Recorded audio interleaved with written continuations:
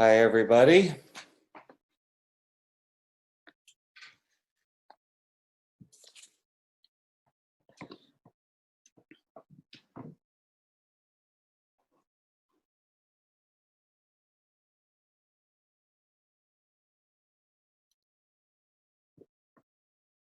Hi, Singh. Hi Joe, how are you? I'm well. How are you? I'll mute myself.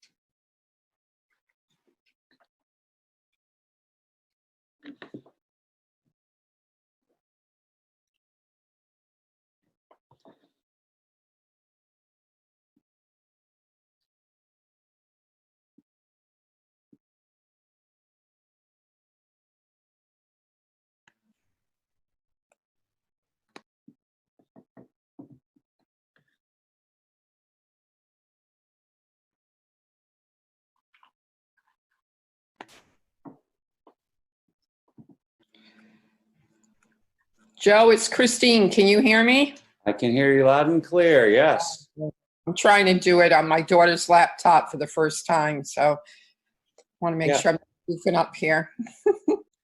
It's just past 6:30, so I think we'll get started. So before I call the meeting to order, I just have a short preamble. Good evening and welcome to the April 23rd, 2020 meeting of the City of Norwich City Council and Board of Education Ad Hoc Committee. The committee will seek to comply with the directives of Executive Order 7B-1 issued by Governor Ned Lamont on March 14, 2020, together with any executive orders subsequently issued which pertain to such meetings. This meeting is being live streamed in real time on the City of Norwich website, www.norwichct.org. The general public is also welcome to listen to the meeting by using the call-in number and meeting ID listed on the meeting agenda.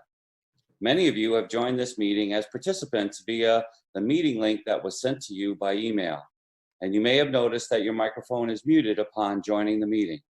Please help to keep background noise to a minimum by muting your mic until you are ready to speak to the meeting. As a committee member, if you would like to speak during any part of the meeting, you can click on your personal meeting icon and click on the raise hand next to your name.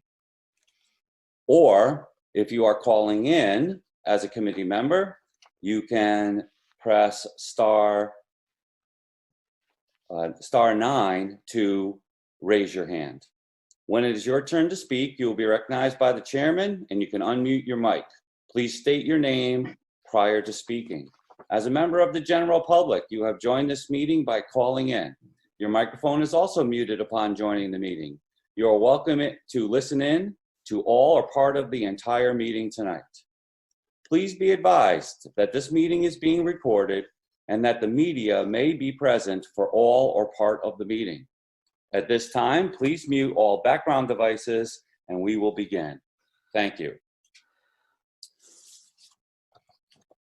I would like to call to order the special meeting of the City Council and Board of Education Ad Hoc Committee. This is Thursday, April the 23rd, 2020. This is a Zoom, a virtual meeting, and it is being recorded. The time is 6:33 p.m. At this time, I see that we have a quorum. And I'd like to move on to agenda item number 2, the adoption of the March 13th, 2020 meeting minutes. I understand that there are a couple of corrections that we need to make to the meeting minutes. Item number 1, there were a couple of concerns about the nominations and the seconding of nominations for chair, vice chair, and recording secretary. I may have had some mistakes in my notes. I was writing pretty fast there. So I had a conversation with Mrs. Romansky, and I believe that we might have a couple of mistakes there. Excuse me. Joe, yeah. this is Heather. So I was a few minutes late to that first meeting, and you had done all the nominations, and the chair, the vice chair, and the secretary had been elected. So we just need to sub my name in 3 and 5 with whoever that was, and I'm just not sure who it was because, like I said, I was a little bit late. Right. So in item number 3, election of the chairperson, my notes had Heather nominating myself for chairman, with a second by Mark Betancourt. Obviously, that was inaccurate. So, does anybody remember who made that nomination? No. Sorry, this is Tricia. I believe it was Mr. Kulos. Yeah, it was me that nominated you, Joe. Okay. Christine, do you have that change? Yep, I'm noting it right now. Perfect. Thank you very much. Number 4 looks to be okay. And then number 5. So the nomination of Christine for recording secretary. Again, I had Mrs. Romansky making the nomination, and that note was inaccurate. Does anybody remember that they were the one that made that nomination? It was Trish. Was it Trish?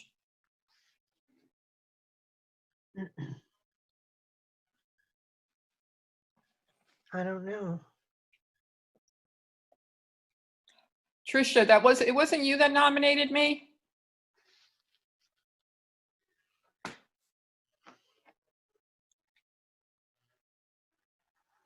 I'm having difficulty unmuting Tricia. Yeah, I think it was her, Joe, because I remember just being surprised. So I think it was her. This is Stacy Gould. I believe it was I who made the motion. Oh, okay. She was across from me. That's right. Okay. Trisha, if you're looking to unmute, it's in the top. I Right finally found it. Thank you. It's just, it was going all over the place. Wonderful. So it was Stacy Gould who nominated? Is that what? Yes, I believe it was me. Okay.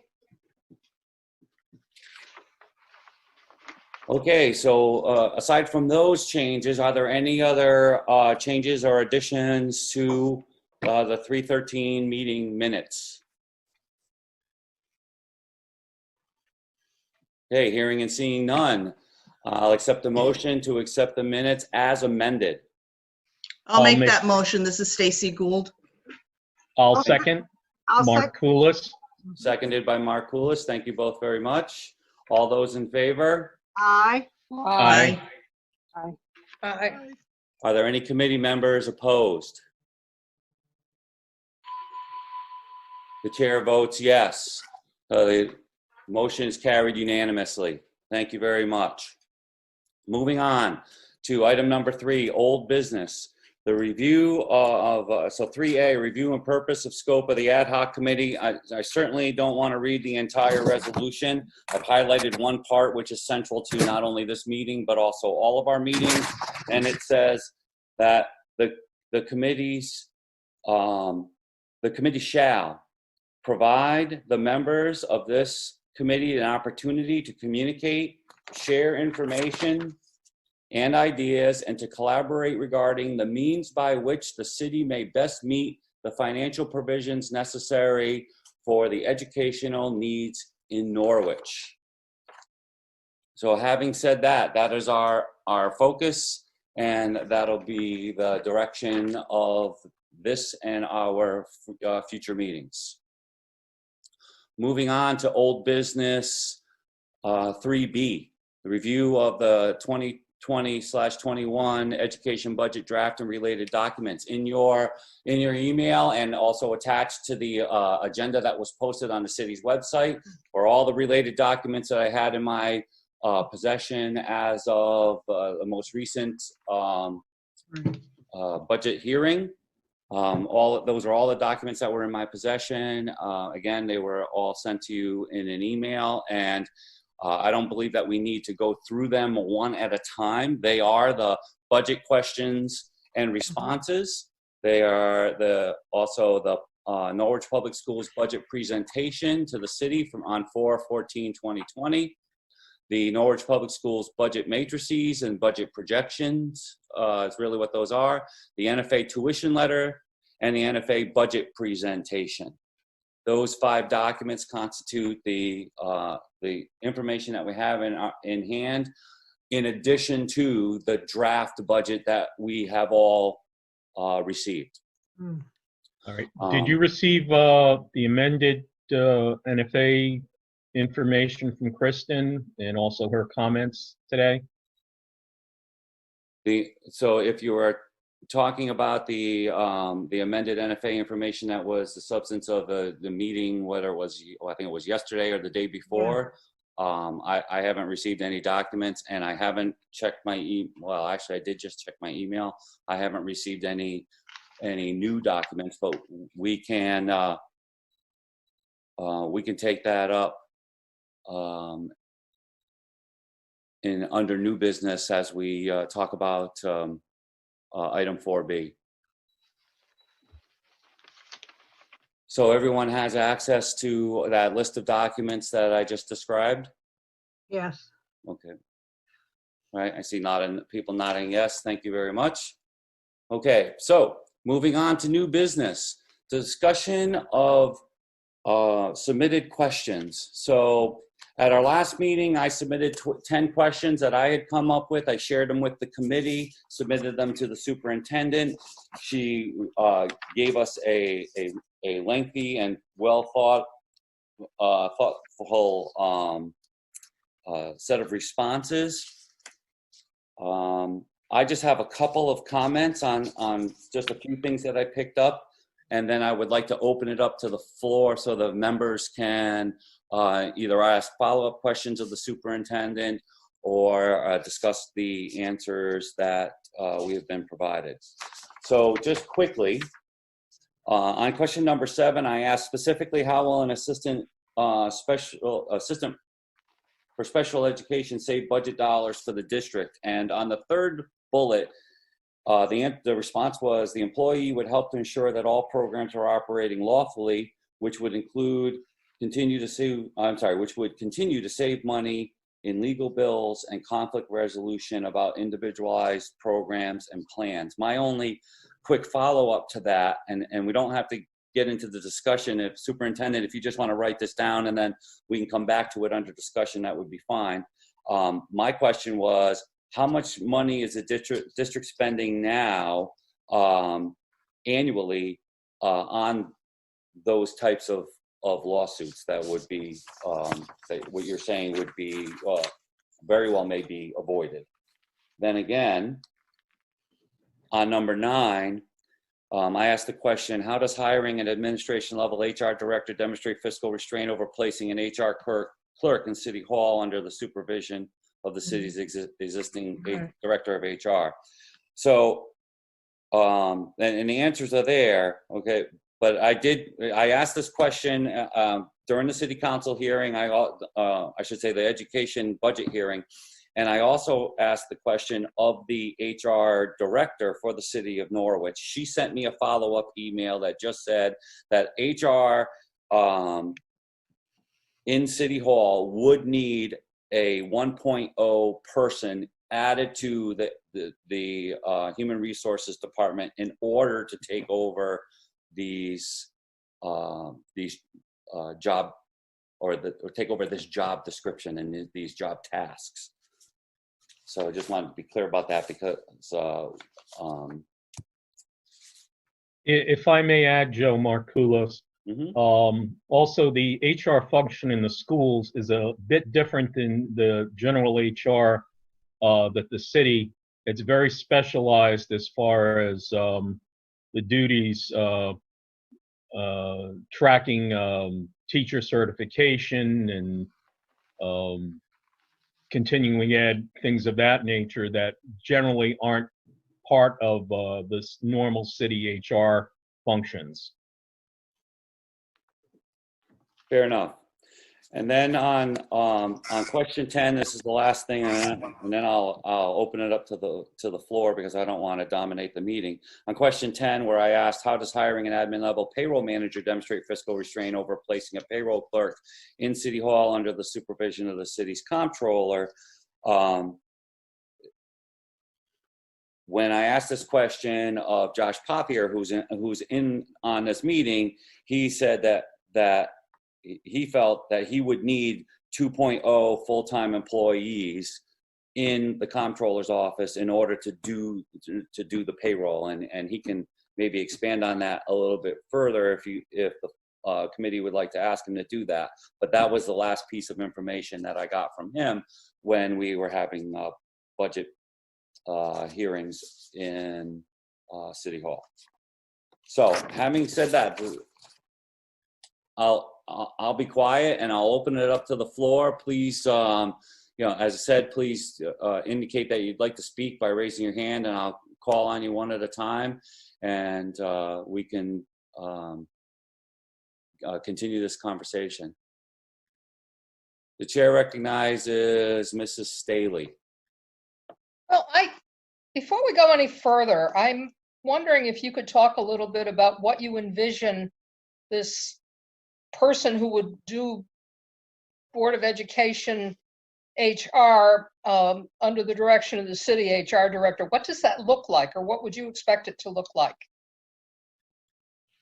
That's a great question. Thank you. So what I'm wondering is, instead of hiring an administrative level person in central office, can we have an HR clerk who manages the administrative piece, the technical piece, the checking Connecticut certifications, and doing all of the things that Mark has said need to happen for an HR person for a school system, which I understand that is unique, but it is a skill set that can be managed by somebody who is properly trained. So instead of having an admin level person in central office, we had a clerk level person in City Hall.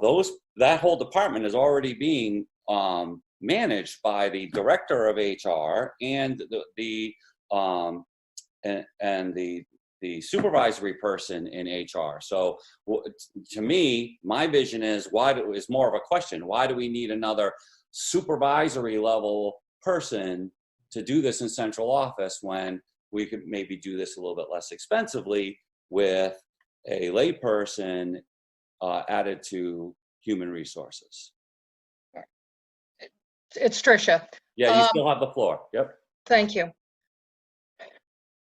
I think my question was more, what exactly do you expect this person to be doing? As in, who would be going through, if we get 40 to 100, which is not out of the question, applications for a teaching job, for example, who exactly is going to go through all these resumes? Who would you expect to be doing that?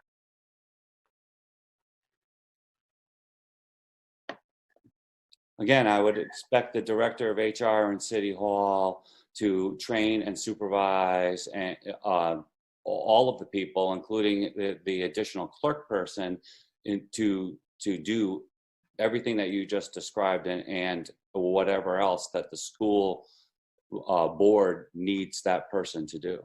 Okay, I'm going to submit that's not a clerical function. That is an administrative level function. Stuff like that is done by administrators. It's not done by clerks, because there's a whole bunch of professional aspects to it. And evaluation of programs that people have attended, evaluating certifications, evaluating other training, that kind of thing, what it means. And it's beyond just I don't want a clerk doing that kind of thing. That's an administrator's job. I spent a good part of my time when I was an administrator doing that, and that's not anything that anybody would dream turning over to a clerk, no matter how good they are. It's just not a clerical job.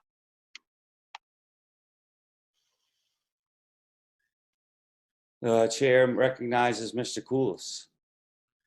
In addition, I mean, then you get into the legal, the secrecy aspects also. I mean, people applying for jobs, oftentimes they don't want to let their present employer know that they're searching for jobs. Admittedly, the new clerk would possibly, you know, be sworn to secrecy or whatnot. However, you're opening it up where people would be very uncomfortable, not only applying to a school, but potentially opening their resume up to a city employee in City Hall as opposed to just the school district itself.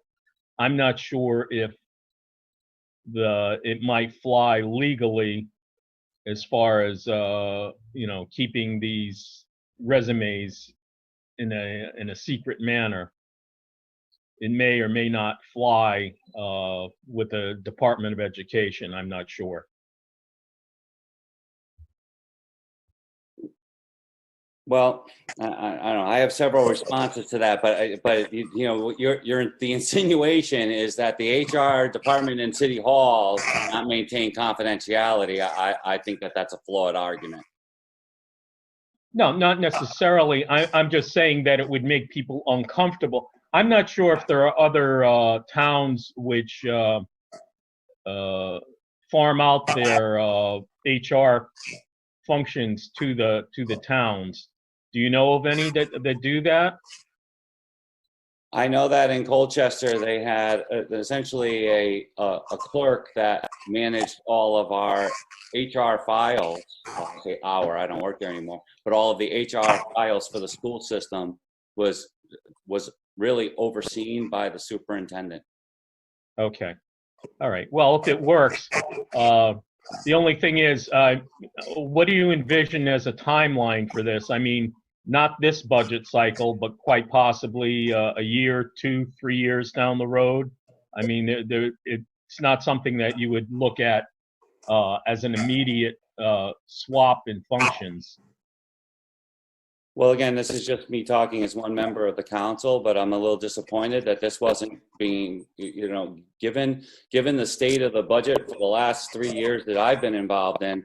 I'm a little concerned that we've been talking about this, pushing this idea around for the better part of 3 years, and instead of investigating it really fully, I feel like the decision was just made. Well, you know what? We'll just hire people, you know, in-house, and I'm disappointed that not enough conversations happened to really, you know, try to further the idea of saving as much money on personnel as you can. My personal feeling, and I'll shut up after this. My personal feeling, okay, is that the last place that I want to add to the school budget is for people in central office. You know, you want to talk to me about adding reading teachers? All for it. But This is Stacy Gould. I'm sorry, Stacy, I'll come right to you. Mrs. Romansky had her hand up. I'm sorry. Yeah, no, it's okay. I don't have my hand up. I'm sorry. I have a bad finger, so I'm keeping it up because it's throbbing like there's no tomorrow. So, and it's really just a bad finger. I'm not doing anything naughty. Okay, Stacy, go right ahead. Okay, so I'm going to concur with your remarks concerning hiring someone else in central office who's been doing your HR up until now, that you've decided that all of a sudden now we need somebody at what, $125,000 a year plus the benefits to handle HR? Why now? Would you like all me of to a speak to sudden? that? Sure. Okay, so this is Kristen Stringfellow, and I apologize if you did not receive my email today. I sent it to the 3 email addresses that I thought filed out to all of you, but I can certainly go over it. I was very confused when I watched first in our budget hearing and then in the other subsequent budget hearings with the city manager and with Josh and with Bridget that I had missed something. And so I spent the last week going back over to try to understand where this is all coming from, because it's not anything that was familiar to me at all. And so what I was seeing is the concept of Munis software and conversations about the $600,000 that was spent on the conversion of software for both sets of payroll and HR for both sets of HR, and procurement and revenue funds, entering into a conversation that made it seem like there was a plan that I should have known about, or a meeting that I would have attended, that would have led me to believe that there was some sort of orchestrated vision to combine all of these services. So I apologize if there was anything that I missed, but I sent you copies of the April 3rd, 2018 bond ordinance for Munis and the revised memo, both from Josh, from June 25th. And I went through them all line by line to see if I misunderstood something. And it looked to be what was explained to me by the Board of Education and Superintendent Dolliver when I took the reins. It was that the city used Munis to a software program to manage financials, procurement, HR, payroll, and revenue, that the Norwich Public Schools used Phoenix, and that the Phoenix was not being supported any longer as a software program. So Norwich Public Schools urgently needed to buy some sort of new software extremely soon. And it made sense to purchase Munis for transparency, for the two organizations to work closer together. We also have the Norwich Public Schools food service using QuickBooks, and adult ed and Norwich Public Schools on two different servers. And so Josh did a really nice job, I think, of laying out phase 1 plan, phase 2 plan, and the anticipated savings. And I read a lot of this before I took the position and after I took the position. And so my understanding of the anticipated savings that were planned were the elimination of the 2 copier contracts by 2022, the elimination of 1 staff member by attrition in 2023, and we've already eliminated 1 staff member by attrition. We eliminated in August the, and I'm not saying there's not a hope to have more efficiencies. I absolutely agree that there's a hope to have more efficiencies as we go forward. But I can go on and on. It's a 2-page sort of brief, a summation of what I saw were the original and subsequent anticipated savings. When I was hired, you know, I've discussed in pretty great detail at the goals session some of the challenges that we had in payroll and in HR. As you know, they're 2 separate entities. And payroll, we had 2 clerks. I had not heard of a plan to bring payroll over to the city side. One of our clerks abruptly quit with less than 2 weeks notice. And we did what I think was our due diligence and went to the Board of Ed and said, our payroll manager quit. This is an area where we habitually have every week overtime for, and I know that I mentioned that at the goal setting session, because it's a unique thing for me to see overtime in a school department when you're not dealing with some sort of a storm or disaster or crisis. This was a perpetual every week overtime with 2 union clerks. In addition to that, we were constantly bringing in temporary employees to support them. And before we hired anyone, we checked in with I sent Athena to go check in with the city, not knowing that this was something you had all talked about. I didn't know that.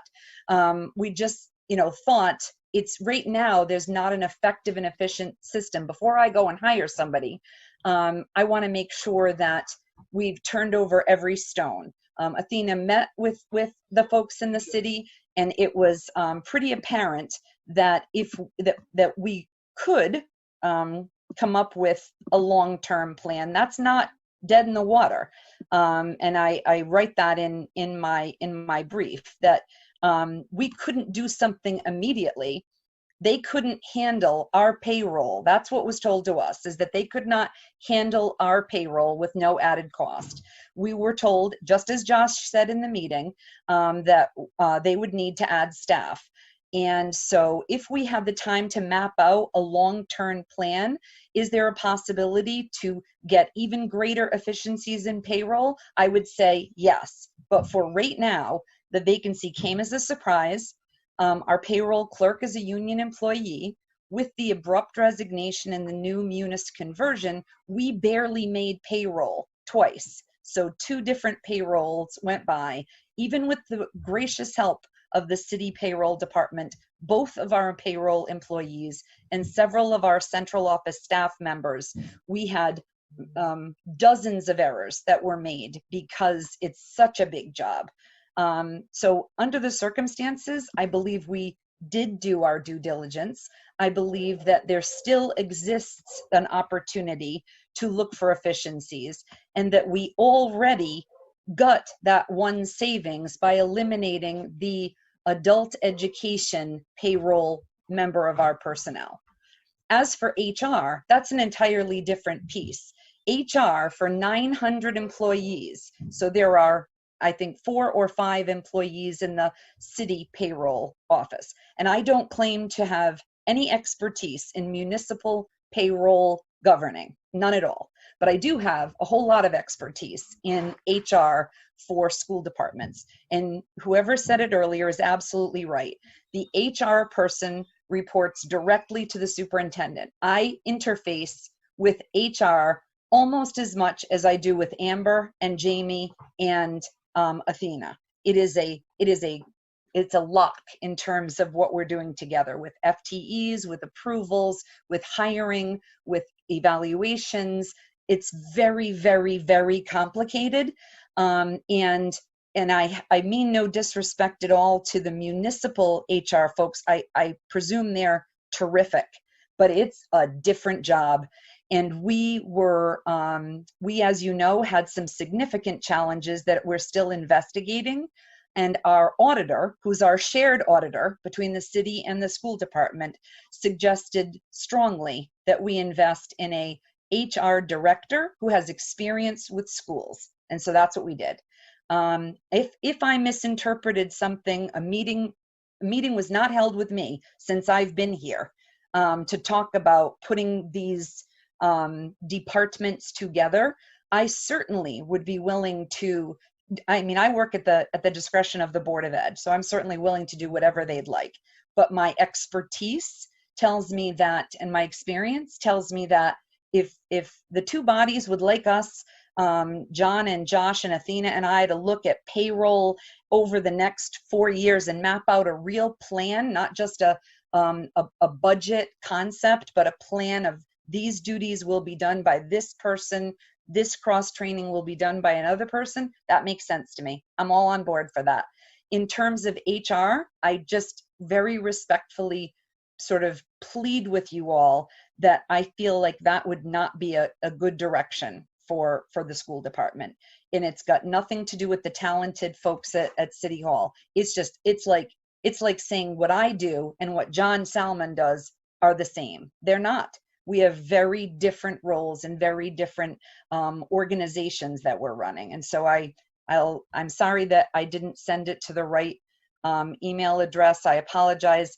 I can send it to you individually. I didn't know if it was going to come up today, but I certainly wanted to be prepared by reviewing everything that I could that would lead folks to believe that I should have known that these 2 things would have been merged.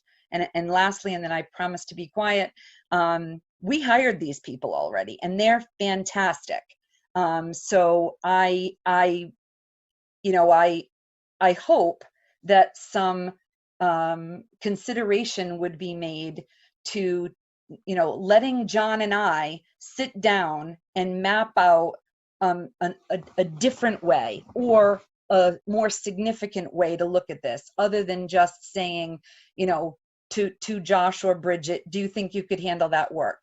I don't know that they have a lens for that work. I know that I certainly don't have a very strong lens for their work. And so I thank you for giving me a little bit of airtime on that, Mr. Chairman.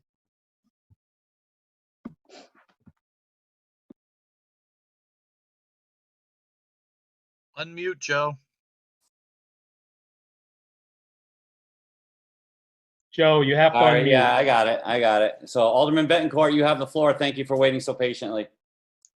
Yeah, I'm not good at that either. So I'm going to come down as far as the HR situation goes. I'm going to come down on the side of Tricia and the point she was making. I mean, I make hiring decisions myself on on an all too regular basis, and those when you start going through resumes and applications and stuff like that, that's not something you delegate to clerical support generally, although I do occasionally use my subordinates to review some of the materials as a sounding board, but in general, it's my responsibility, so as a manager. So I think those were those kind of responsibilities, in that particular instance that Tricia used. So for the time being anyway, I think because it is such a different animal, I think when you start talking about education, the rules are entirely different. The CBA issues are entirely different. And things of that nature. When I first started working as a liaison to the Board of Ed a number of years ago, I got a rude awakening with all that stuff. So, but I certainly understand that particular aspect of it. That it is a different animal, and maybe at this point in time, anyway, until such time as a serious, all-encompassing plan could be brought forward to incorporate that kind of management structure into the city structure, which we don't have right now. I would think that you really can't wait on having a qualified HR person taking care of your business. I honestly believe that. Much as I hate dealing with HR, to be honest with you, on a regular basis, at least when they disagree with me, it's a necessary evil, like it or not. So I will come down on the side of I think we could have done a better job regarding the payroll issues. So either through communication or whatever. And that's something I think that we can definitely be working on in the future. So I think I've said my piece on this subject. Thank you. Thank you. So that really touches pretty hard and pretty significantly on questions 9 and 10 that I had put forward. But again, these are not my interpretations, and thank you for all your input. But as we are discussing all of the submitted questions, is there anybody on the committee that read any of those other answers and had either follow-up questions or comments that they would like to make on any of the responses? Stacy Gould. You have the floor, Stacy. All right, so I don't want to beat a dead horse, but I believe that the offer was made by Josh and his office for payroll for the Board of Education to come over to the city side with a significant savings of, correct me if I'm wrong, Josh, if you're listening, of $150,000. I believe that's what we were told at a recent meeting. And the offer was flatly rejected. So if I'm wrong in what I've heard, then please somebody correct me, but I believe the offer was made for the city to handle the Board of Education's payroll, and it was rejected out of hand. Is that for me or for? Well, Well, I think it was directed at Josh, but if either Josh or the city manager would like to address that here, that's that would be welcome. If not, and I don't see either one of them raising their hand. So phone number 2165 has raised their hand though. Oh, the city man. Hold on one second. Mr. Salamone, I see you raised your hand. Thank you very much. You have I know that Josh is listening.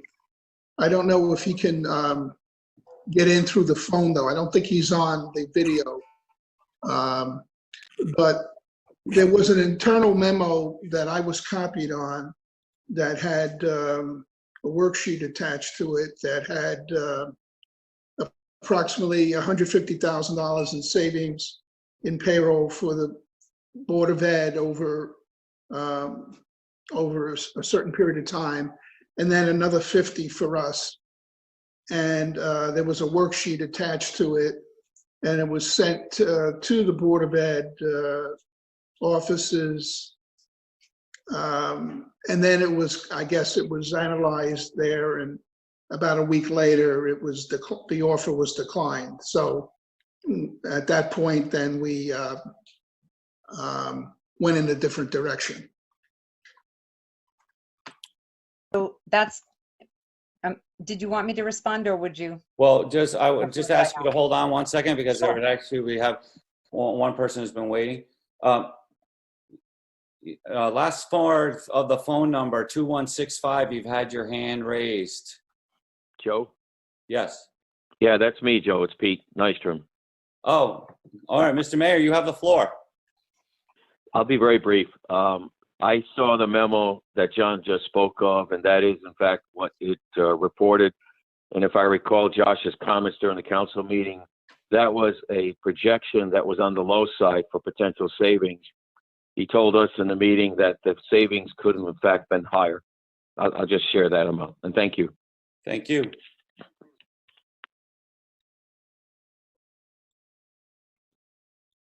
So,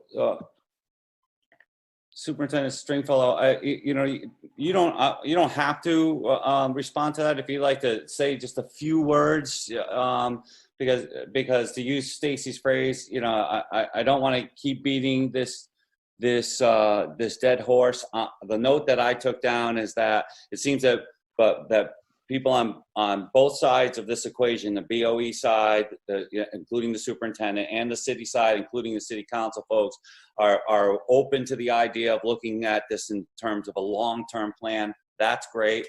However, you have the floor if you'd like to say something, Mrs. Stringfellow. Thank you. I'll be so brief. I completely agree with you. We are happy to look at this in terms of a long-term plan. The part that I believe is incorrect is that that Mr. Pothier's suggestions were summarily dismissed. It's not as simple as that. We had less than 2 weeks to make a decision. Athena had one meeting that I sent her to go talk with Josh. When she came back, she said that he would need to add 2 positions. We were adding 1 position. Perhaps one of his positions was Linda, the gal that already works with us. And I think we can absolutely work on that together going forward. But it didn't go down the way it's being characterized. It was an outreach to see if we could work together. And in a quick manner, we weren't able to. And so in the long term, would love to work together on this. Fair enough. Thank you very much. So, Joe, can I speak for 1 second? Yeah. Yeah. I figured out how to raise my hand on there. Yeah, that's okay. Go ahead. Athena Nagel, you have the floor. So I just want to echo what Kristen said, that, we had to get payroll run. We just had to get it done. Josh couldn't take payroll like that day. And I'm not faulting Josh at all. I mean, I don't know how he could any more than we could, but we had to get payroll run. There were 7 of us that are not even trained in payroll that had to work together to make that first payroll run, and we barely made it. You can ask the city. I think they finished at like 11 o'clock at night or something like that. It was crazy. But I do echo with Kristen. I mean, this isn't something we can just do because somebody walks out the door. We need to be able to plan for it, because even Josh has some changes coming up in payroll. So he can't just throw all of this at that person. We need to plan for it. I don't think it needs to be necessarily a 4-year plan, but it needs to be not a 2-week plan. So that's all I wanted to add. Thank you very much. So still on 4A on our agenda, discussion of submitted questions. I'll ask again, were there any of the other responses to the 10 questions that people would like to either follow up on and discuss at this time, or expand on? Okay, I will take that as a no from a group. So we will move on under new business to 4B, which is discussion and possible action on a recommendation to the city council. Obviously, I have 3 city council members here. The mayor is listening in, and we've got a budget puzzle to solve. It's my hope that this group can have a productive conversation, is what I'm trying to say, about where do we go from here. So obviously we've had the sticker shock. We had a lot of conversation about the different options and the budget that the board put forward. And so now, what does this group say to the council, at all, to find a way to fund the school system and not kill the taxpayer? So I'll open the floor up for discussion on that topic. Alderman Bettencourt, you have the floor. Yeah, so I think some of us, a few of us were at a meeting, a telecom meeting the other day about NFA's special education budget. So there was some question as to the line items there, and going over what NFA was saying their numbers were, and what the numbers are in the BOE budget. The mayor was saying that the overall special ed budget could be off by as much as $1.9 to $2.1 million, and I think that was what NFA was saying. So I mean, that's a big amount. So I am not sure where any of that was going. If anyone's had a chance to review all that and see where we're going there. So. All right, thank you. So, Mrs. Romansky, I see you have your hand up. You have the floor, ma'am. Thank you. So I was a part of the teleconference that Mr. Bettencourt is talking about, and since then, obviously, we have followed up on that because there was an assertion that we had made some math mistakes. So in an effort in good faith to do some checking on that, and I'm happy to see Jamie here in case we have more specific questions, but it's my understanding that the numbers that were provided to Mayor Nystrom and City Manager Solomon, there were not the numbers we had at Norwich Public Schools. So Superintendent Stringfellow tasked Mrs. Bender with researching that and sort of making sure our numbers were, see where the problem was.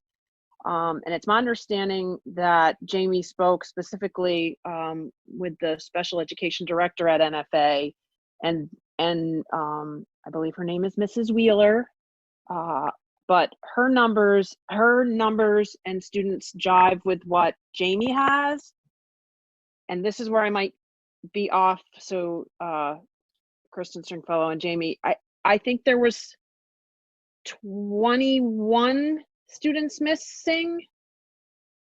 I don't have that document in front of me. I'm sorry. I sent you all an email on this with a revised spreadsheet, Mr. Chairman, to show you what we're looking at in terms of the cost projection as of the March 23rd Board of Education vote.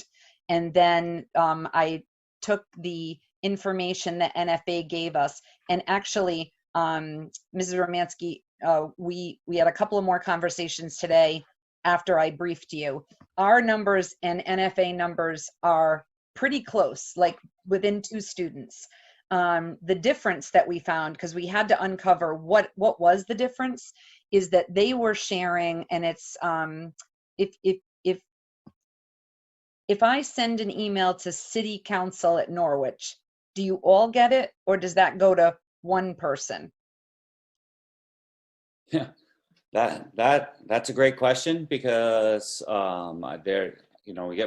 get comments from the public, that are sent to all city council members. And so I sent that.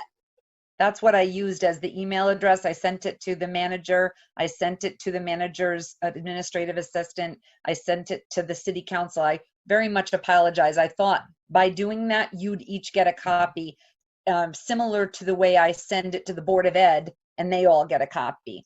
But we are estimating that the NFA cost projection, with all of their increases in tuition, not just PACE and resource SACHM, would be $1.2 million, $1,256,003. The note that they sent off to the mayor and John Salamone spoke only to the PACE program and the resource at SACHM, and that's the discrepancy. So we don't disagree with their interpretation of how much it will cost for they're saying 35 students in the PACE program, and we're saying 37, but of course these are on student projections that have not been realized yet. So we don't know exactly which programs the children will be attending, but to be within 2 children out of 1,500 is very, very close. We are on the same page, but they're speaking of only 2 programs and didn't weigh in on the other 6 programs. We're quite frankly, a majority of our children are, but that's not where a majority of the major increases in their tuition were. May I send it to you now in a different email so that you could at least put a visual to it, to you personally? Well, I would just suggest that if you want each and every one of us to get it, to use our individual city emails and Okay. create a distribution group to I'll try that right now. I apologize. I thought no need that's to the way you apologize. got it. Mr. Mayor, I see that you had your hand raised. I would only say that I saw the recent email from our superintendent just as this meeting began. I had not had a chance to be on in the emails throughout the afternoon and even evening, so I apologize if others hadn't seen this. I would have sent it out immediately to everyone if I'd known it had been received. And I try to do that with anything of this nature. And I appreciate that, and better that we're finding out about it now and we're all about to get our hands on it, versus at some point down the road, a month from now, when we need to have a budget finalized. Mr. Koulos, the chair recognizes you have the floor. You need to unmute. There you go. Yes, okay. Yeah, just checking, Kristen, that 1.2 million, was that just the NFA special ed, or that was the total increase in tuition, special and general? Total. It's total for tuitions. It's not including out of district special education, or I'm just trying to make sure I'm sending them the most updated one, because there were several iterations. Well, we were just talking the NFA budget, correct? Right. Yes, it is NFA, but it's NFA. We spend another $7 million on para educators, speech and language, teacher of the hearing impaired, behavioral specialists, transportation, and out of district placements. The 1.2 million additionally is tuition. So our tuition, if the rate stayed the same right now for 1,513 children, our tuition would be $22,888,271. And with their increases, at the lowest 3.01, at the highest 65%, it brings us to a tuition of $24,144,274. And so that's what I'm sending you off right now. And I apologize. I can't find Mrs. Miles. Hold on for a second. She's the only one I'm struggling with. I don't know that I ever sent her a email, so it won't recognize her. Yeah, so I'm assuming I'm the other sending it- categories, the paras, the transportation, the delta on that is basically flat as far as unless they do what we have done, have contractual. I shouldn't speak about that because I'm not certain if it's. There are paras, so our paras would get the same contractual increase that Heather's getting me Ella's email. I'm sorry. So those will go up, but I don't know exactly how much they will go up. So I kept them flat, but I put a disclaimer to say that they're 1920 school year information for the other non-tuition costs. Sorry. So you should have those except for Ms. Miles. And someone's texting me her contact information, and then I will send hers as well. Oh, I got it. I was spelling Miles incorrectly. I apologize. All set, Mark? Yeah. So I would like to take us back to where I believe our attention really belongs, and it's really at that 20,000 foot altitude oversight of how we put, how do we put an entire budget together and focus on the education part of that. And I'll start by just giving what my perception was of the budget that the board put forward and what I now know as to be the reality. And then I'll open the floor again and let the rest of the committee talk freely. It was my understanding, I understand, again, errantly, right? But it was my understanding that the 3-year plan, well, let me back it up a little bit. The fact that the primary goal was to get us, and because I'm saying us because we're all in this together, to get us to the point where we were no longer deficit spending. Perfect. And the secondary goal was, the reduction on the reliance on grants. I don't know that you can do both those things in the in the same 3-year plan. Okay, I just don't know that that's possible. But here's where my perception led. It was 9.11 final at the last time we looked at this, 9.11 increase if we were trying to solve this problem in 1 year. I understood and interpreted the 3-year deal to say, listen, all right, instead of coming up with 9.11% increase in 1 year, we're going to spread it out over 3 years, where it'll be 5.5, 5.5 again in the second year, and 4.5 in the third year. Now that's, 15.5% increase over the course of 3 years. So to me, I looked at that and said, okay, well, it's almost like you can pay me now or you can pay me later. Or, so it's like, well, you can cough up 9.11% now this year, or you can cough up 15.5% over the course of 3 years. We end up in the same place. What my understanding was that either the 9.11 or the 15.5 over the course of 3 years meant that no more money would be coming out of undesignated fund balance. That the 3-year plan was going to cost us more over time, but was going to get us to the same place because if you look at 9.11 in year one, and then plus a 2.9 plus a 2.9, right? That is about 15%. Or you can have, 15.5% over the course of 3 years. Either way, we end up in the same place. So I was a little bit taken back when I was like, oh, well, if we go with the 3-year plan, we're still going to have to come up with, if you do the math based on the spreadsheet, you're still going to have to come up with $4.2 million out of undesignated fund balance, and that's just this year. And I just don't see any way that we can do that. So that was my understanding. I understand that was inaccurate. That was a misinterpretation on my part. However, that's where we stand. And I'll stop talking at that and open it up to the floor.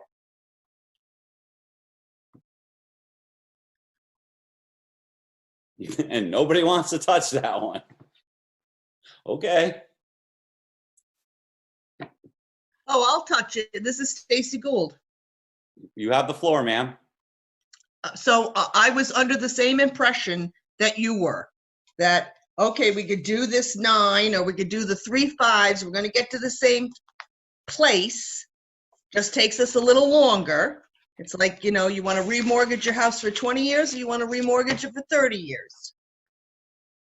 And that we were not going to be touching the unrestricted fund balance. And now we're hearing that absolutely you're going to be touching the unrestricted fund balance. And we cannot survive like this as a city tapping into, this is not, anybody's private account that we could just say, well, we're up short a little bit here and we need to get a little cash out of it. This is not going to the way it's going to work. It cannot work like this.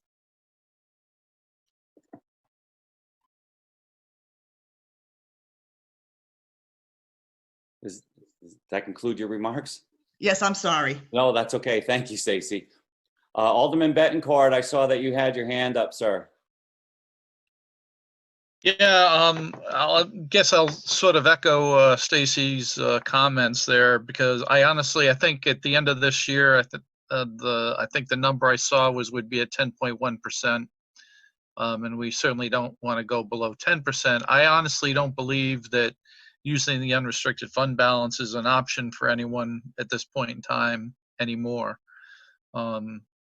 So I'm going to ask that you all take that into consideration, and and we've got to be honest with you, I think it's the city council's responsibility to hold everyone to that. So if that's the case, so because otherwise we won't, we're going to start talking about having our bond rating affected and everything else going on. So, but we have to have that reserve. Thank you. Mr. Koulos, you have the floor. Yeah, my understanding with all the plans was that it was only a one-time this coming year where we would dip into the undesignated fund balance, and then any subsequent years, there would be no dipping into the undesignated fund balance. So it's just a one-shot this current coming up budget year, and then using those numbers, whether it's 5% or 4% or whatever it is over X number of years. So it would only be this first year where we would dip in, and then subsequent to that, our finances would be on a footing where we would not have to dip in further. I'm afraid I'm going to have to disagree with you. I'm looking at the superintendent's face. She's nodding her head no. It's my understanding that if we follow that 3-year plan, 5.5, 5.5, 4.5, that each and every one of those years until you hit the 2.9, right, that there's going to be an expectation of fund balance kick in. Mr. Mayor, you have the floor, sir.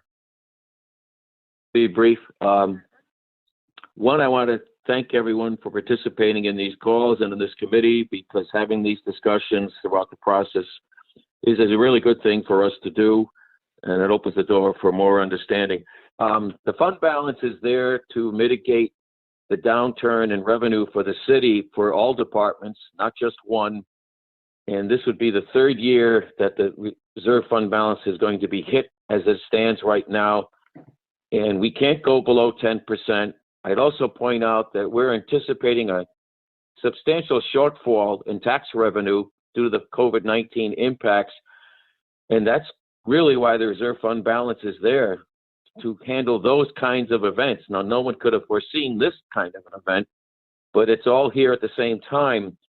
So we're really going to have a lot more discussions, I think, going forward. But I agree with the chairman and the superintendent. It was not a one-time additional hit this year. It was going to go on into the future, and that just has to stop. Thank you. Thank you, sir. Mrs. Romansky, you have the floor. Heather Romansky. So just for the sake of saying this so everyone's on the same page, the chart that we're referring to, because I don't know who has the PowerPoint up, but is the chart with all the options, and there is a line at the bottom of that table that says green font, which if you have a black and white printout doesn't help you, but green font indicates the year we stop relying on the city's fund balance. So I know it's like bottom of the table, and I get how people got mixed up, but that was kind of a line on that chart. So and just from my own personal perspective, I sometimes feel like, and this might just me taking it personally, but and I won't speak for the rest of the board, I don't personally sit down and approve a budget with the intention that we're not going to live within it, and that we're going to have to come to the city to ask for more money. That's never the intention when I set out at the beginning of the year. And I'm not going to climb up on my soapbox about unfunded mandates and legal thing, because we've all had this conversation with me before. But there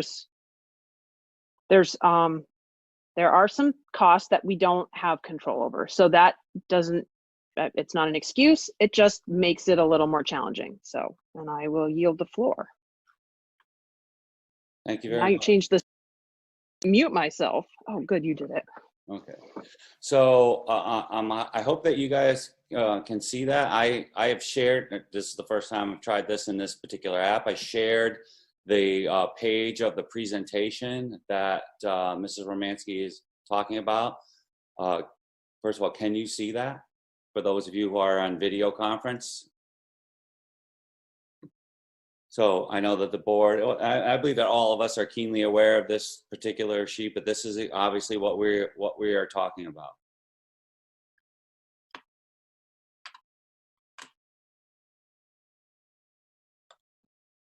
And to address that second comment from Mrs. Romansky, yeah, I never think that there's malice involved in this.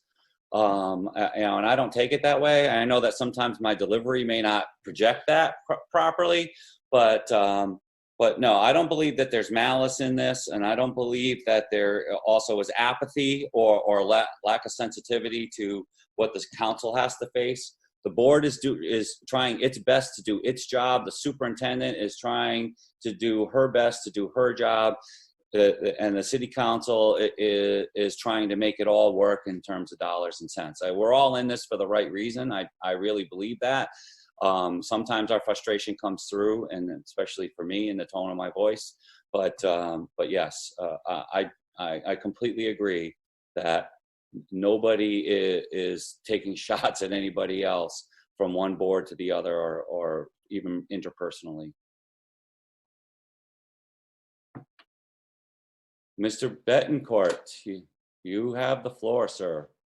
Yeah, I mean, as far as, the Board of Ed budget goes, I certainly don't believe that anyone, is doing anything with any kind of malice. And if anything, they're doing it with the thought of doing what's in the best interest of the kids, so the children. So, that is a laudable thing. I mean, obviously, I don't take issue with that. I mean, you should be advocating for the children. Now, that's where you should be coming from. We on the city council, though, have a different, somewhat different perspective. We got to look to find some kind of balance.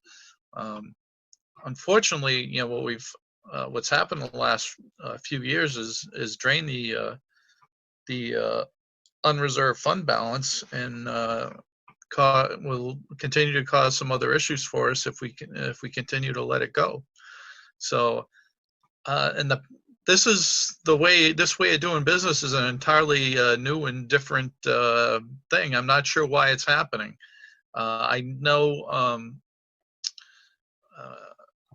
in the past, the city council lays out a number, and that's basically the number. But I mean, things can happen and change, and we work with the Board of Ed to, sometimes we got to move some money around and allocate some more money if something crazy happens, special ed costs are higher than anticipated, whatever, things you got no control over. So, but the problem is with this budget, the 5.5% isn't a real number.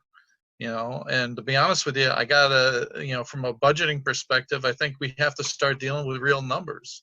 What's the real number where we're not tapping the unreserved fund balance? So I guess that's the 9.11 from what I get. But thank you for shaking your head. I figure that's what it is. So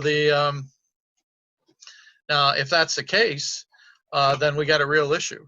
So because there's no way in God's green earth that that's going to happen, and I don't think, in good conscience, we can tap the fund balance anymore. So there's going to have to be some give and go someplace. So something's got to go on that end. So that what happens, how it happens, and stuff, that's the Board of Ed's purview. But what the bottom line number is our purview.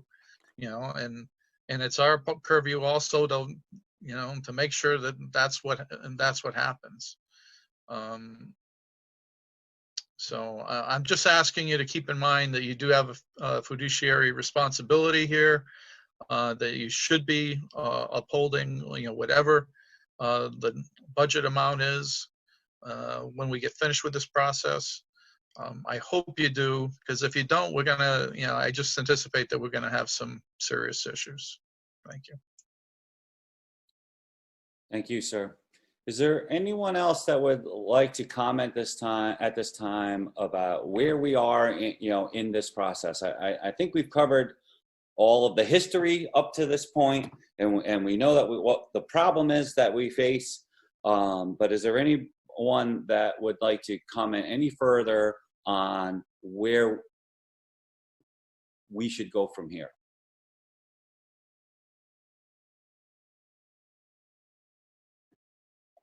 Okay, and seeing no hands raised, thank you very much for that. I do not believe, oh, I'm sorry, I'm looking at them, and then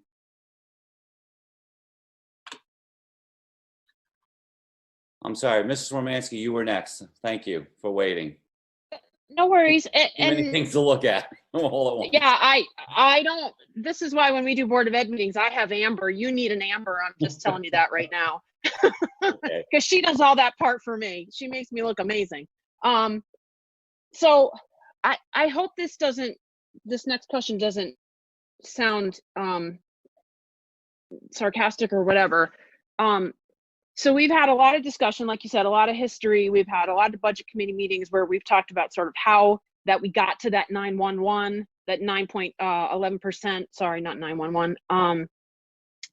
So I'm wondering, and I don't know if City Manager Salomon is still here, but is there, maybe it helps us on the board to understand how he arrived at the 2.4.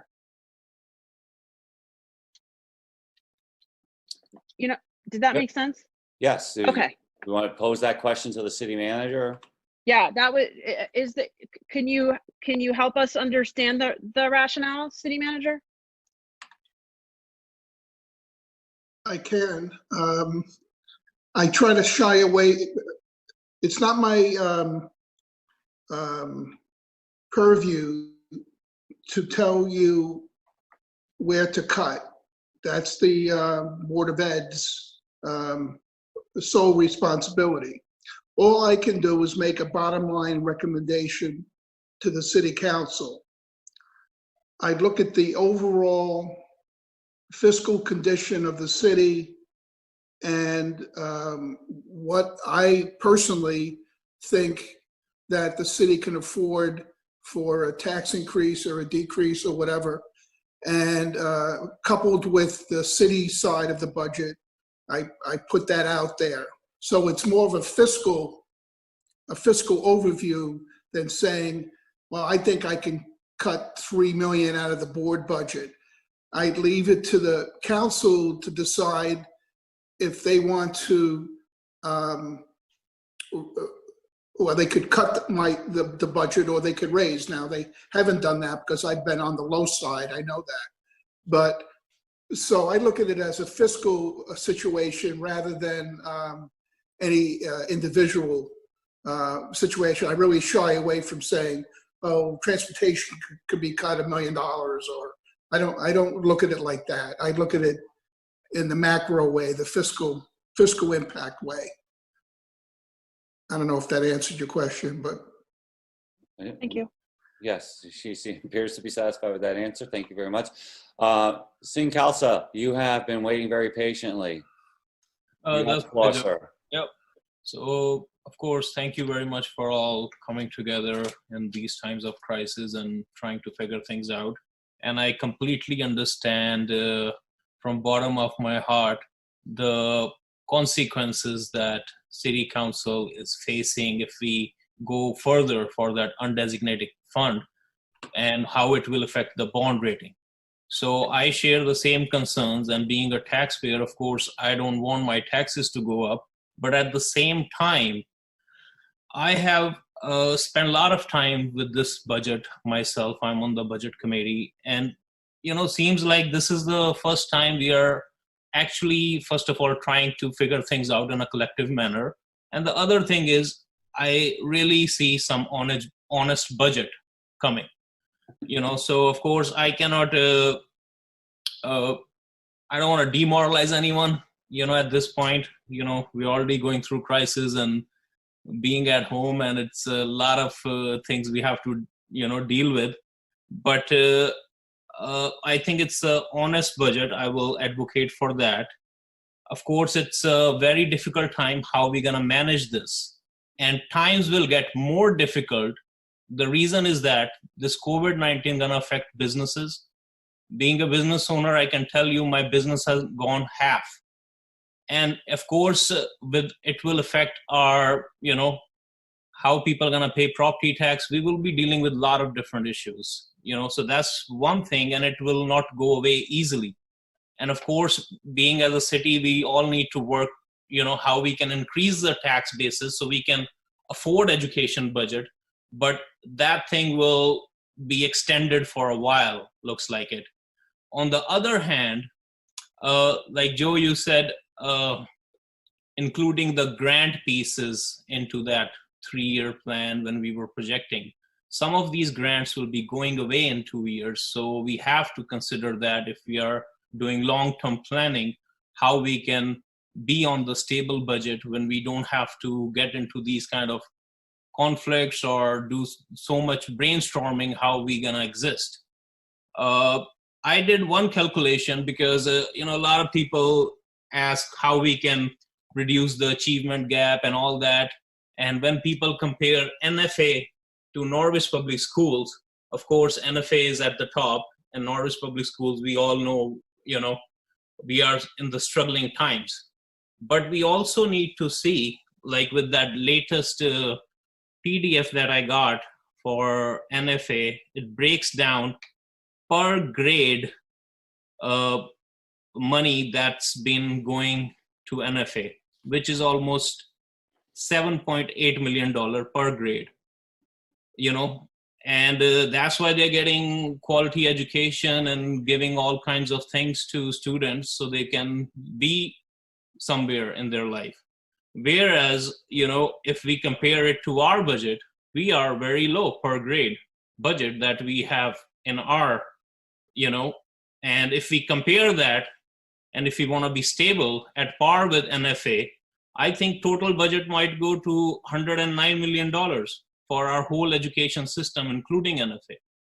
So of course, we have to consider the fact, what I will say is, we are trying our level best, just to be on the minimum to cope up with all the regulations that state have especially with the special ed regulations, which keep on increasing, and they will increase more.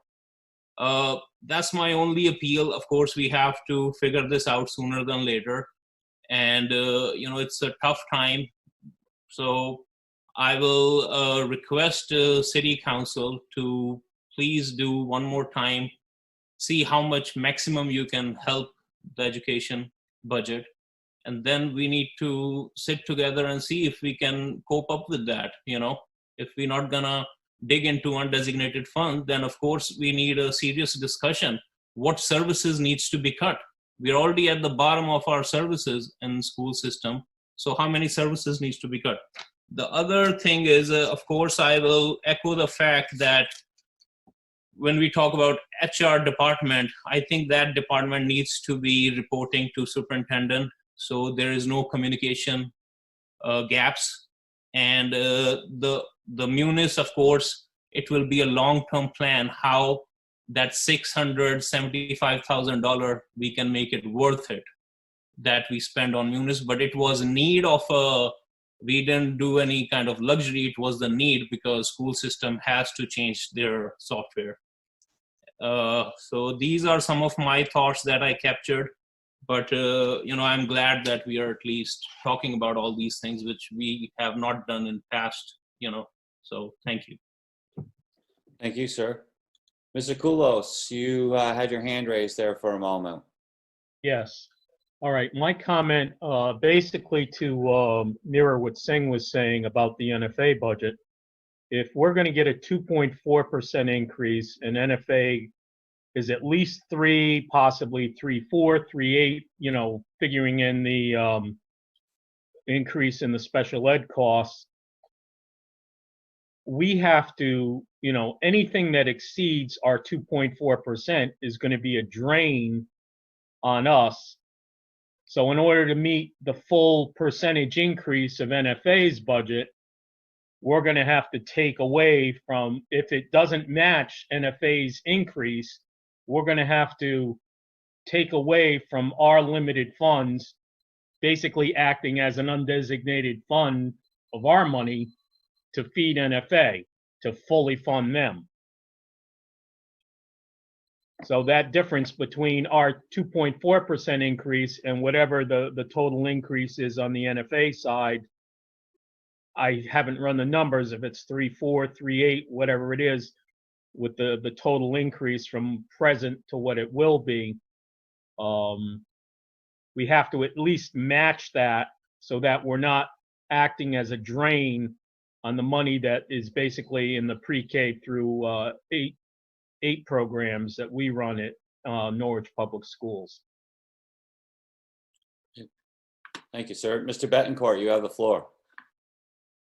Just quickly, I know the overall NFA budget increase in the original BOE budget said 6.6%. So for a tuition increase, and that was because of the special ed costs. So I just want to be, I'm not sure what the number is now, if it's changed with the update or what. I mean, I certainly, and I mentioned this before, something you have no control over is what NFA is going to, or little control over, let's put it this way, is what NFA is going to charge for tuition. And those kind of things, I think, are legitimate things that should be considered for funding, and items you have no control over. I'm not trying to penalize the K through 8 system for the benefit of NFA personally. That's what I'm thinking. But I'm not convinced of what the actual number is for NFA though, so that's my problem.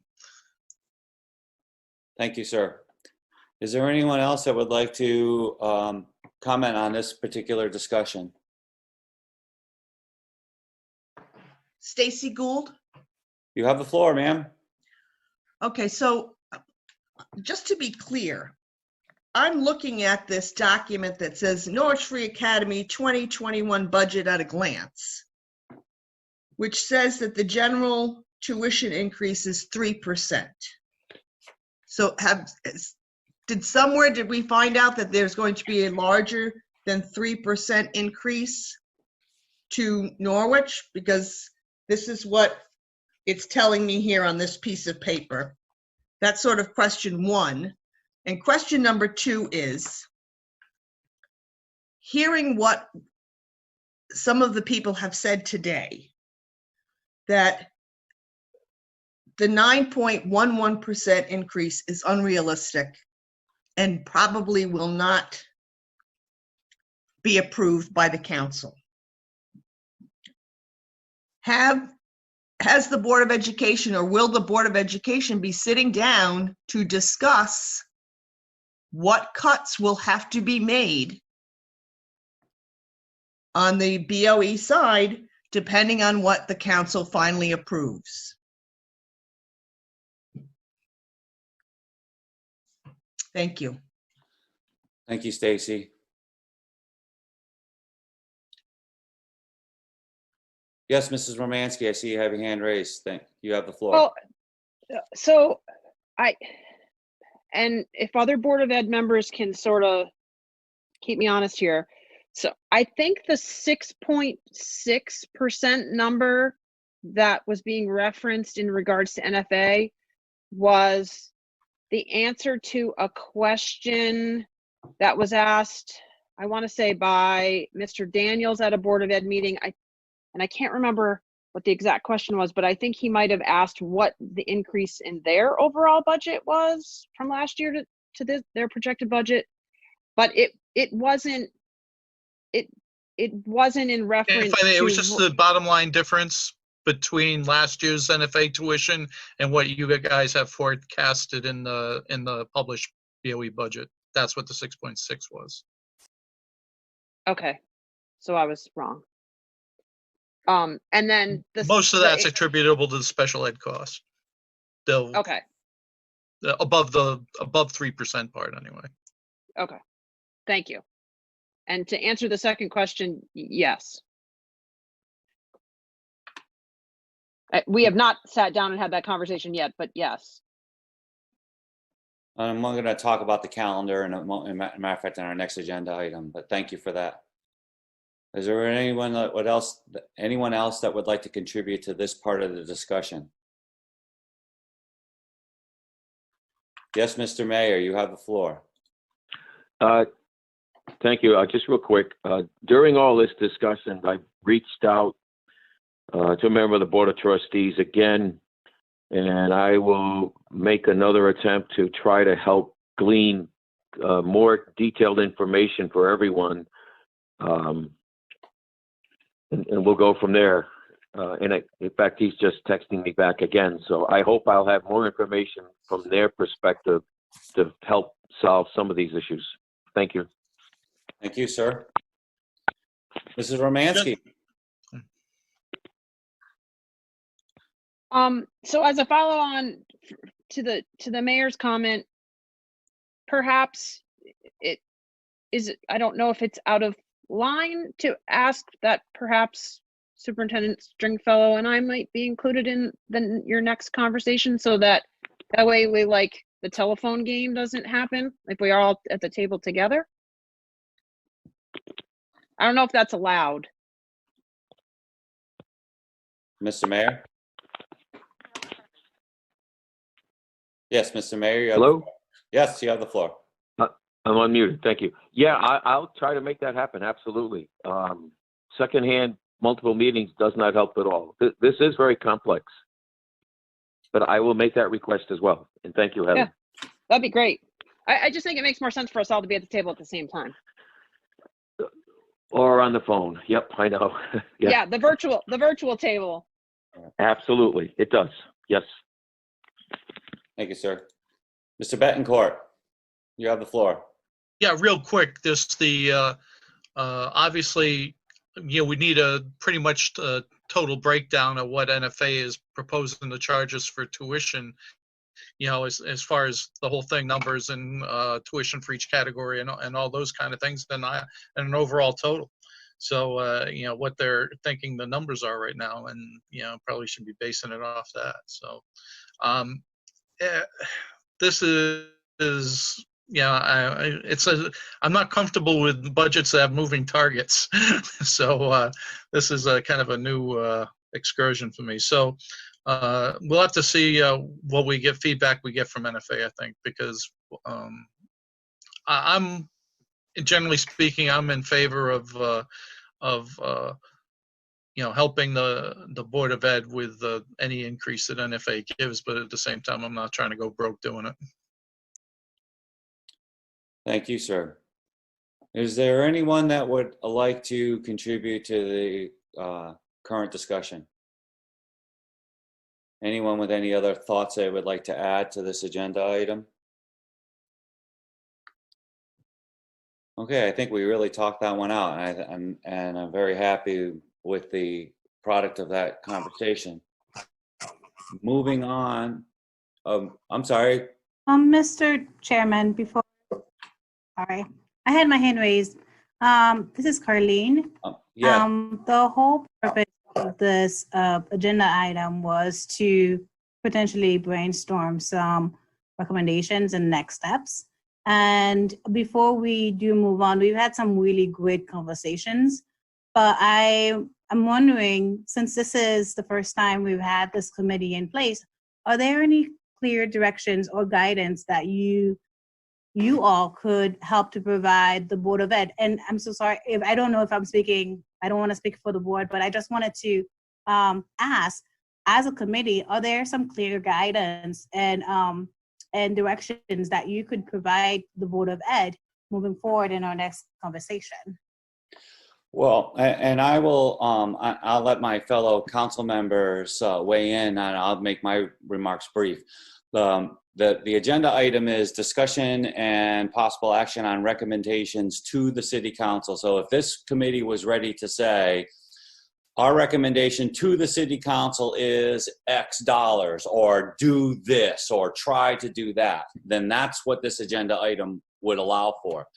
To turn that around and to say this committee is now going to make a recommendation back to the board, that's a very narrow line that we can walk, because neither this committee nor the City Council can tell or even seem to tell that the Board of Ed what to do with their budget, except I would only say, and we're going to look at the calendar in a moment, but I would only say at the next Board of Ed meeting, while we are still in the process of working our way through the budget, the next Board of Ed needs to talk about, okay, what can we do now in terms of things that we might have on the council that we would like you to look at. I think we've expressed some tonight, and my colleagues on the council might have additional things that they might want to say, and the members of the board could take those things with them back to the board. Mr. Betancourt, you have the floor. Yeah, but for me anyway, this whole exercise was meant to do what it's doing, and that's to open the lines of communication. Because honestly, in the past, we've never really done anything like this before. And my experience dates back to at least 2005 doing these things. So we would get a budget from the Board of Ed. They would do a presentation. We'd argue back and forth, give it a little give and take or whatever, and come up with a bottom line number, whether it had any basis in fact at all. To be quite honest with you, I don't ever think it did. So but we were all doing the best we could with what we had. So this particular exercise, I think, is very good, because one, it lets us get basically our feelings out on what's going on, but also I think we have a better discussion over the relevant facts and what's going on. I never remember having a discussion regarding the line items of the special ed budget before at the City Council level, because and obviously we're talking about millions of dollars here, so these are things that need to be considered to some extent. As far as, and I certainly want to have the information as a City Council person to make the best possible decision that's in the best interest of not only the taxpayer, but of the children that I think are obligated to provide a good education for. So those all things have to come into play here. So but it's a tough, I know this is a tough thing. It really is, because I'm not, I would just, if I had my druthers, I'd say, yeah, oh yeah, give away the money. Yeah, no problem. Let's face it, that won't work. We can't make that work. That'd be crazy. So so we have some hard choices to make, and it's very uncomfortable choices, to be perfectly honest with you. I'm not really crazy about them. I do not, and I do not take the job that Heather, you've got to do, and the rest of the Board of Ed lightly, or Superintendent Stringfellow. But these are difficult decisions in a district that has financial issues, let's face it, and it's going to be even more complicated by the COVID-19 situation. So I just hope that, we can try to be a little patient with each other, because sometimes I get a little emotional about this, especially when it comes to the rule of law.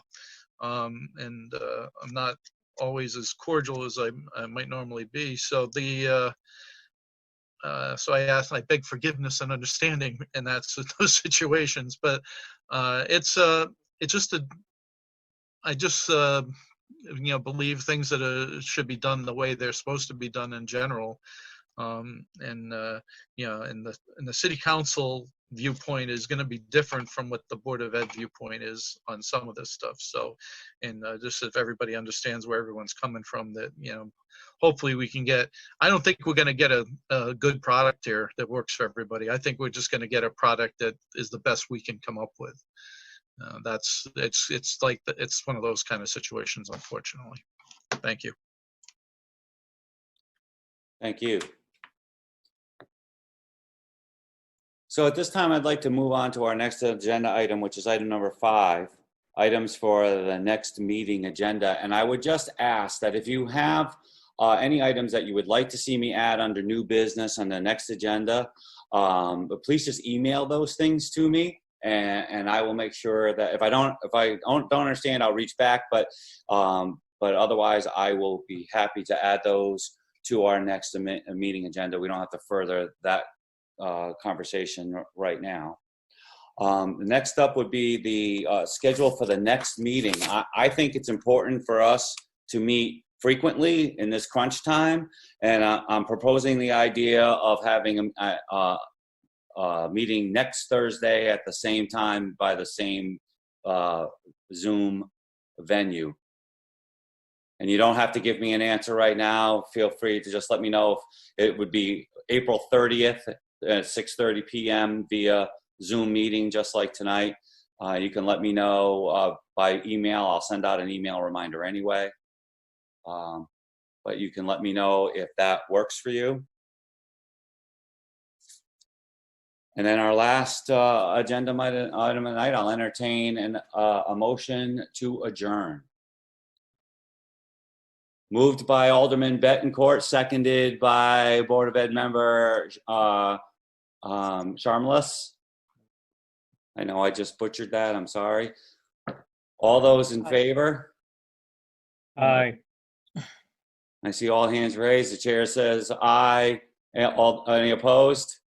No opposed. We are adjourned at 8:07 p.m. Thank you very much, everybody. I believe this was a very productive and fruitful meeting. Have a great night, and I will speak to you soon. I look forward to us meeting again next week. Joe, thanks for scheduling on Zoom. I think it's really helpful. Okay, I'm glad that it's working for you guys. And yep. Take care. Thank you for your Can patience. I ask a quick question? Yes. For my minutes? Yeah. Do I have to note when people came late, because we didn't do an attendance at the beginning? We probably should have. Yeah, that was. But we'll have to try to remember that next time. But because I believe Carlene joined us late, so I didn't know if I should be noting that. And I think Mark came in late. No, actually, they were here, but I just didn't know it. Yes. Yeah, I didn't see them. Right, people were coming in as I did the preamble. Oh, very good. And I called the meeting to order. All 28 people were here. Very good. That's all I needed. Okay. Thank you. You bet. Good night. Good night, everybody. Stay safe, everyone.